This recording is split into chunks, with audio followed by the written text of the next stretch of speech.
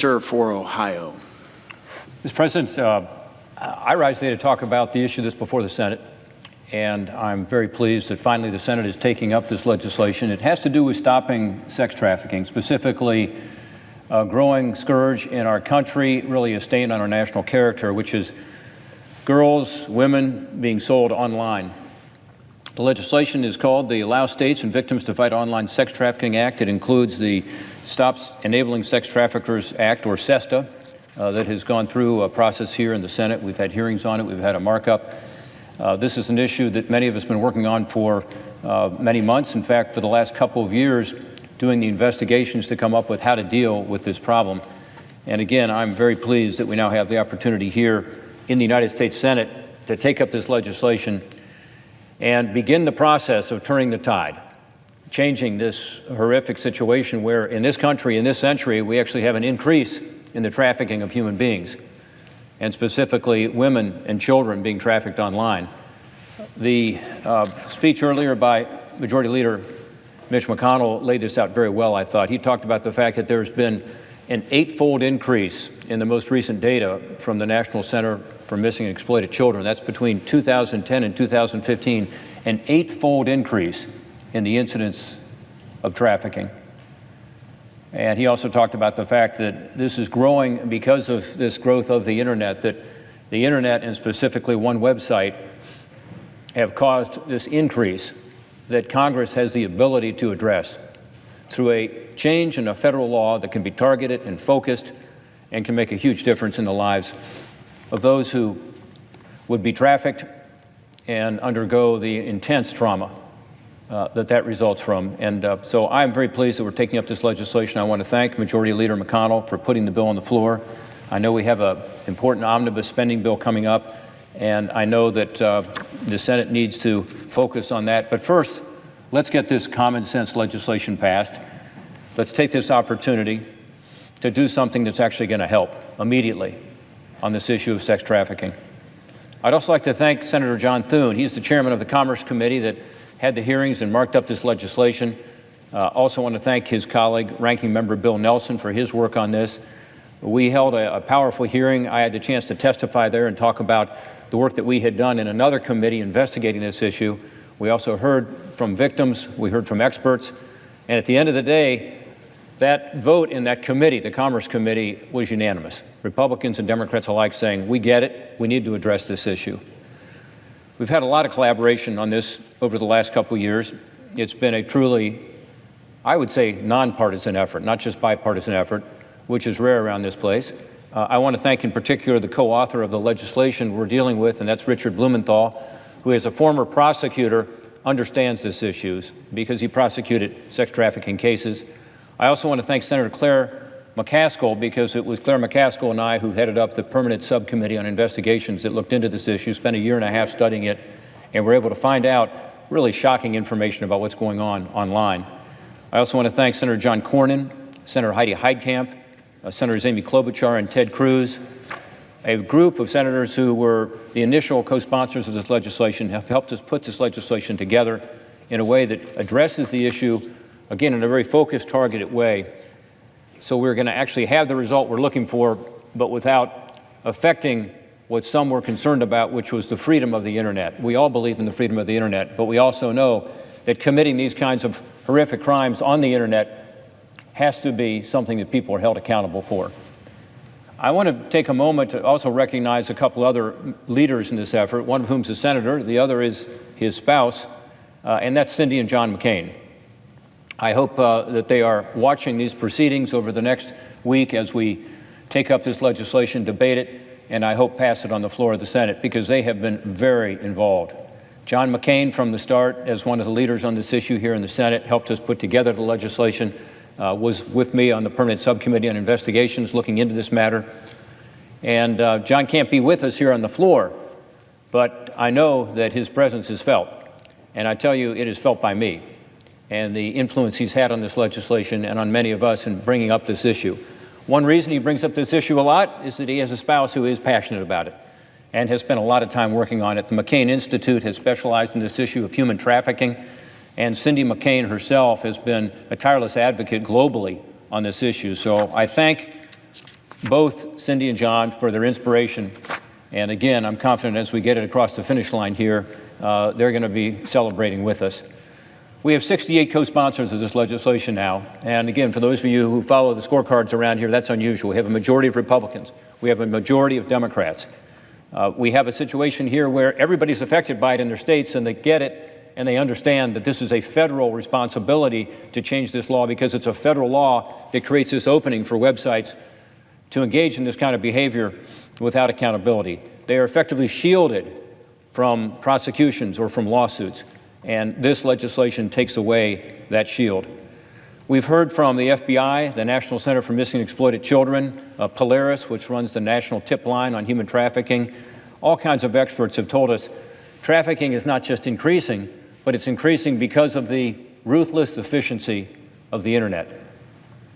One website, Backpage.com, is involved in the majority of online sex trafficking. One anti-trafficking organization has said that Backpage is involved in about 75% of the online trafficking reports it receives from the public. That's NCMEC. Another organization, Shared Hope International, says it's even more than that. So think about that. We have this increase in trafficking. It's primarily being caused by this movement from the street corner to the smartphone, as victims have told me back home. And there's one website that has the majority of this activity. That's what we studied. And as we looked into it further, Senator McCaskill and myself, we were shocked to find out that not only is this activity going on this website, but that they were complicit in the sense that they knowingly facilitated criminal sex trafficking, including coaching users, people who were placing ads with them, to post clean ads so that they wouldn't indicate, which was very obvious in the initial ads that were presented, that these were underage girls. As an example, taking out words like schoolgirl or cheerleader, telling them to do that so that they can still place the ads. In other words, get the money for the ads. As you can imagine, this is a very lucrative business, but saying that we need to clean it up. It covered up evidence of these crimes, which actually also made it harder for law enforcement to then follow up on these cases. They did so for a very simple reason. They wanted the ads because it increased their profits, but obviously it had incredibly detrimental impact on, and still does, on women and children around our country. I talked earlier this week on the floor about Kubicki Pride because she testified before us. She's also part of a documentary called I Am Jane Doe. If you're interested in this issue, check it out. It's on Netflix. But what Kubicki Pride told us was this alarming story of a mom whose daughter goes missing. She can't find her. She's told to look on this place called Backpage. She does. She sees her daughter's photographs there. Sexually explicit photographs, and calls Backpage and says, that's my daughter, she's been missing. She's 14 years old. She's 14 years old and she's on your website. Thank you for taking down the ad. Their response? Did you pay for the ad? She says, no, of course I didn't pay for it. I'm the mother. We can't take down the ad because you didn't pay for it. That story tells you how evil these websites are. Let me tell you another story. It's Yvonne Ambrose, and Yvonne testified before the Commerce Committee. And you could have heard a pin drop when she was telling her story. Her daughter was 16 years old. She was trafficked on Backpage.com, sold for sex on Backpage.com at 16 years old. Yvonne got a call on Christmas Eve, 2016, the call no parent ever wants to get. And the call was from law enforcement saying that her daughter, Desiree, who was being trafficked at the time on Backpage.com, had been murdered. Yvonne is honoring Desiree's memory by getting engaged in this issue and helping us to pass this legislation. And I appreciate her channeling her grief toward that. But she's also sure that this legislation is the thing that would have kept girls like her daughter from getting involved in this, because as she went after Backpage to try to hold them accountable, she was told, I'm sorry, they have an immunity under federal law. That federal law, by the way, is called the Communications Decency Act. It was put in place with good intentions to help protect the freedom of the internet. It protects websites from liability when users put something on their site. But it was never meant, never meant to protect criminal activity. And it's been misinterpreted, in my view, by the courts. But it also needs to be clarified because it's not as clear as it should be. And that's what our legislation does. This legislation, by the way, was enacted back in 1996. So, 22 years ago, the internet was in its infancy. There needed to be something to help provide protection from liability. But unfortunately, it has been used as this shield by these criminals to be able to sell women and children online without accountability. The same law that was actually written back then was also focused in part on keeping indecent material, pornography, from going to children, ironically, and now it's being used to shield these traffickers. So I know that Congress did not intend that broad immunity, and I know that we need to fix it. By the way, the district attorneys around the country agree with us on this, the prosecutors. They have all asked us to change this law. Their association is very much involved in this issue. 50 state attorneys general have written us and communicated with us asking us to do this, including, by the way, some former state attorneys general who are now members of this body. In the most blatant call on Congress yet, we've had a court in Sacramento, California say, you've got to fix this law because otherwise we can't do anything to keep people from exploiting women and children online. And a number of courts have said this, basically called on Congress, welcomed us to enter into this. The one in California said, and I quote, until Congress sees fit to amend the immunity law, the broad reach of this act, the Communications Decency Act, even applies to those who are alleged to support the exploitation of others by human trafficking. In other words, Congress, step in here, do something. And that's what this does.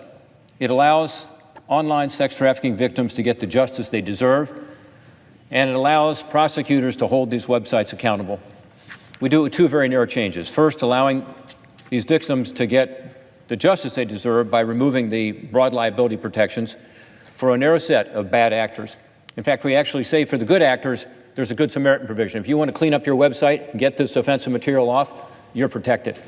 Second, it does allow the state prosecutors to go after these websites, which they can't do now. So it takes the federal standard, not a new standard, the federal law, which is already a criminal act, and says allow these state prosecutors, these state attorneys general, to prosecute these websites that violate these federal laws. So it's incredibly important to pass this. And we did it narrowly. We have a knowing standard in here. In other words, to be affected by this, you have to knowingly be facilitating, supporting, or assisting in sex trafficking. We did that because we wanted to be sure it was focused on this issue and not affecting the broader freedom of the internet. We've got a lot of support now. A couple weeks ago, the White House supported this legislation. I mentioned that 68 United States senators are now supporting it. It passed the House of Representatives about 10 days ago with over 300 votes. It's got support around the country, most importantly. All the groups are focused on this issue, how to avoid women and children from getting caught in this web of human trafficking, and then how to help them when they get out to provide for the important recovery efforts that are needed from the trauma of this. Those groups, of course, are strongly supportive. Law enforcement's been terrific.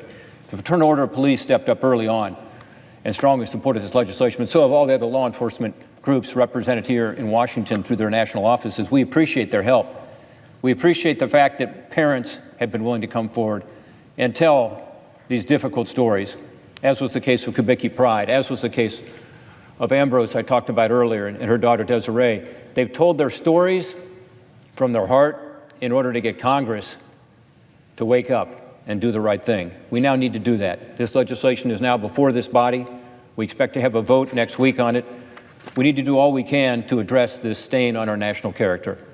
We need to do all we can to provide these victims the justice they deserve. And we need to do all we can to ensure that we stop the selling of women and children online. Thank you, Mr. President. I yield back my time, and I